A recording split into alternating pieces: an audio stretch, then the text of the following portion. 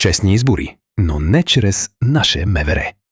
Тошко Йорданов от Има такъв народ предлага въвеждане на сканиращи устройства, които държавата да наема с цел по-реален контрол върху вота. Разбира се, че са сканиращи машини, които разбира се могат да бъдат взети под наем, както бяха взети първите. Има достатъчно такива машини. Вижте, когато правихме... да, разбира се, че могат да бъдат взети под наем такива машини. Държавата ще ги вземе под наем, това не е проблем. По същия начин да ви припомня.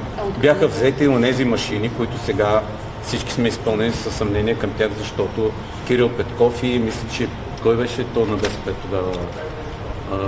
Забравих. Свилевски. Се замеряха в Народното събрание с кодовете, си обясняха кой на кого какво предлагал машина. Проектът за промени в изборния кодекс вече е подготвен и е обсъден в работни групи с участието на ЦИК, Информационно обслужване и Министерството на електронното управление. От ИТН заявяват, че ППДБ няма да подкрепят подобни промени. Василев, искате да ми кажете, че тези хора в момента ще правят честни избори? Припомнят се и думи на Асен Василев, свързани с избори с наше МВР.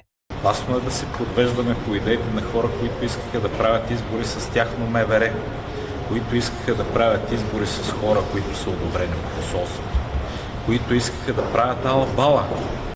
Въпросът остава същият. Честни избори с сканиращи машини или отново ала-бала?